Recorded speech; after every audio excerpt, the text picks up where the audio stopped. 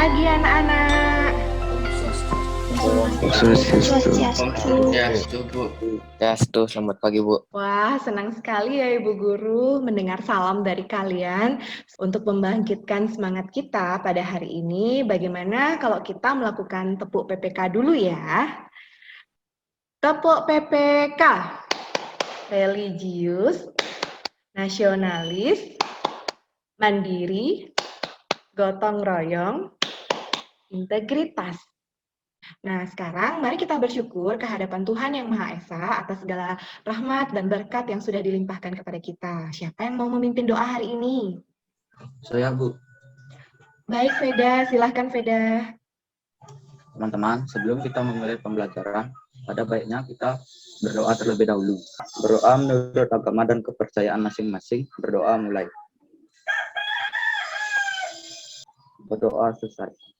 Selanjutnya, kita akan melakukan absensi. Adakah teman kalian yang tidak hadir hari ini, anak-anak? Ada satu orang yang izin Bu Guru karena pulang kampung. Oh, siapa? Biar bisa Ibu catat teguh. Erika, Bu. Baik anak-anak, sekarang kita akan mengingat kembali pertemuan terakhir kita membahas tentang apa ya? Siapa yang masih ingat? Ayo. Saya Bu Guru. Oh iya, Kaisa. Pelajaran apa? Terakhir kita bahas materi asam, basa, garam, terus isi percobaan indikator alami. Oh, benar sekali ya, Kaisa. Ternyata kamu masih ingat ya. Ada tidak masalah yang kita angkat saat mempelajari topik tersebut? Ada, Bu. Oh iya, silahkan, Cok. Kita kan sempat bahas hujan asam. Oh iya, tepat sekali kita bahas hujan asam ya. Terus ada nggak yang masih ingat bagaimana proses terjadinya hujan asam? Izin Bu, saya menjawab. Oke, silahkan Esa. Ada banyak aktivitas manusia di bumi yang memicu berbagai gas penyebab hujan asam, seperti karbon dioksida, karbon monoksida, hidrogen sulfur, dan sulfur dioksida. Uap air yang timbul dari pengumuman akan bertemu dengan gas-gas penyebab hujan asam tersebut. Kandungan yang bertemu tadi akhirnya terbawa oleh angin dan menuju ke tempat yang jauh dari sumbernya dan makin ke atas. Saat sudah sampai di atas, gas-gas yang sudah bercampur dengan uap air tadi akan mengalami kejenuhan. Hal inilah yang menyebabkan jatuhnya di titik hujan yang disebut hujan asam.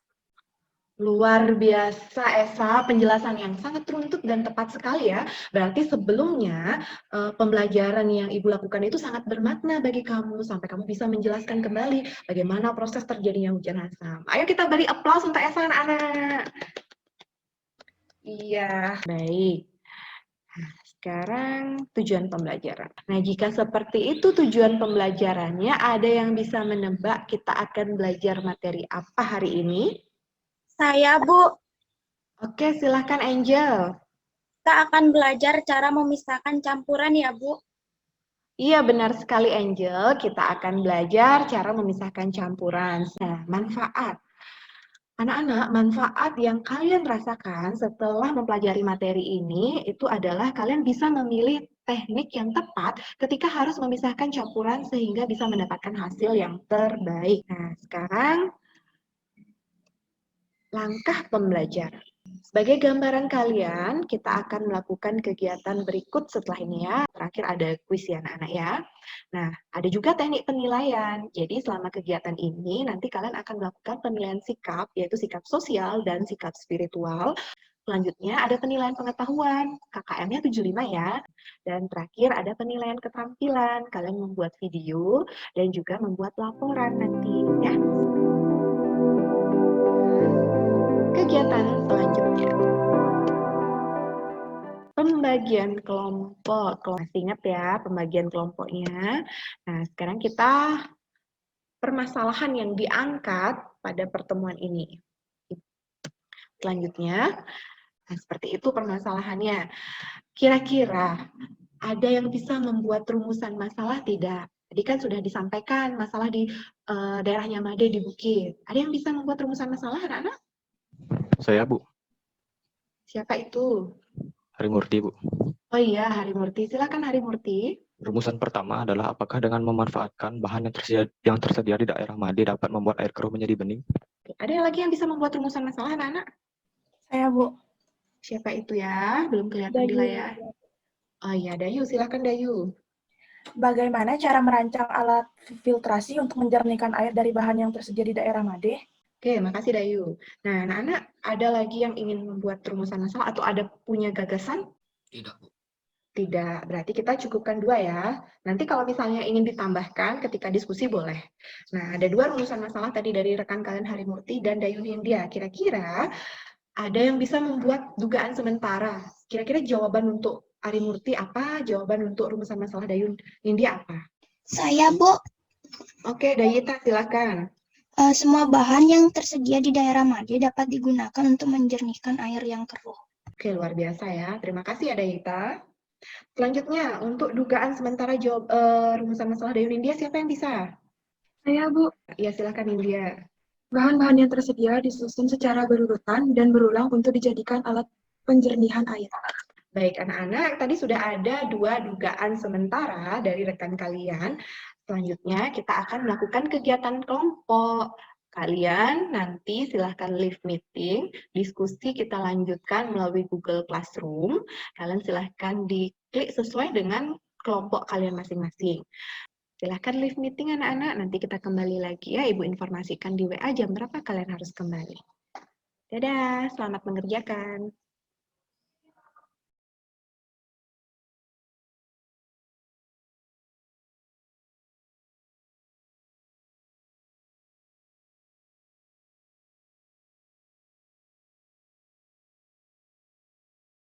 Kegiatan selanjutnya adalah presentasi dan diskusi. Ada yang siap presentasi? Saya, Bu. Teguh, iya. Ada lagi yang mau presentasi? Saya, Bu. Angga, oke, sudah ada 2 volunteer ya ternyata. Siapa yang mau duluan? Mungkin Teguh bisa duluan.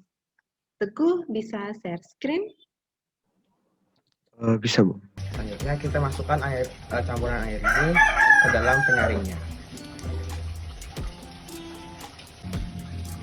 Proses penyaringan yang pertama dapat kita lihat sudah tersaring namun belum bersih. Nah, dapat kita saring kembali terus menerus hingga menjadi bersih. Sudah, Bu. Wah, luar biasa sekali ya. Teguh sudah menampilkan hasil percobaan penyaringan air yang kotor menjadi air yang jernih. Angga, silahkan share screen, Angga.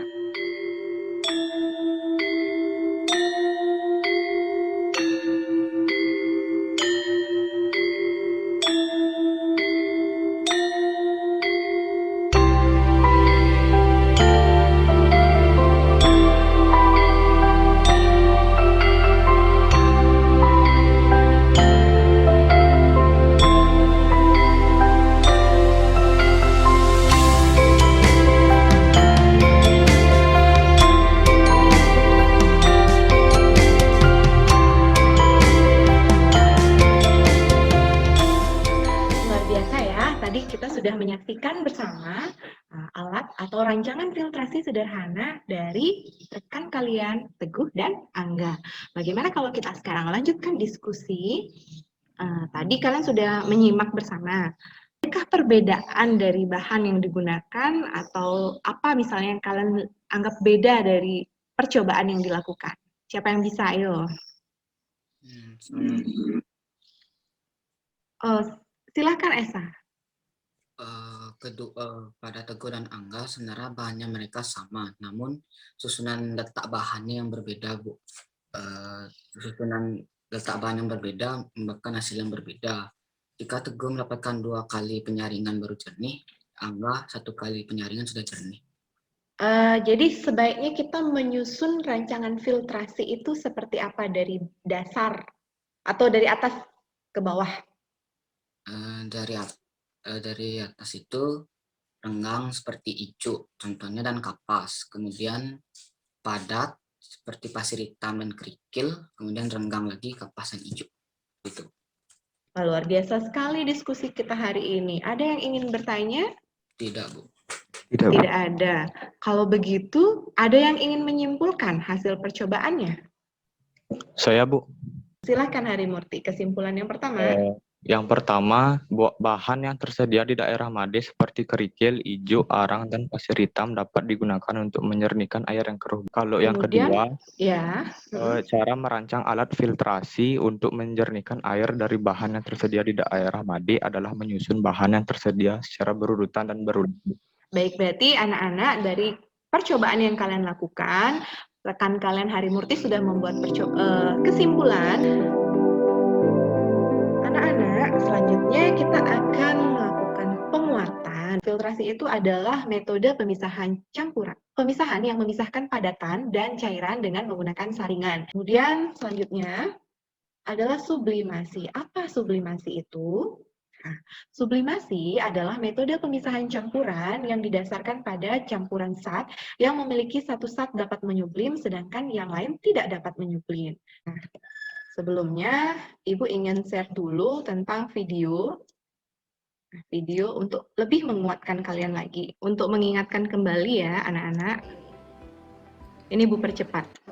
Setelah menunggu beberapa saat, terjadi kenaikan suhu di dalam labu yang menyebabkan terjadinya penguapan. Kemudian uap itu naik ke atas menuju kondensor. Di sini uap akan mengalami pendinginan. Pendinginan menyebabkan uap air mengalami kondensasi menjadi air murni, kemudian ditampung ke dalam gelas ukur. Setelah melakukan kegiatan penguatan, selanjutnya kita akan melakukan kuis.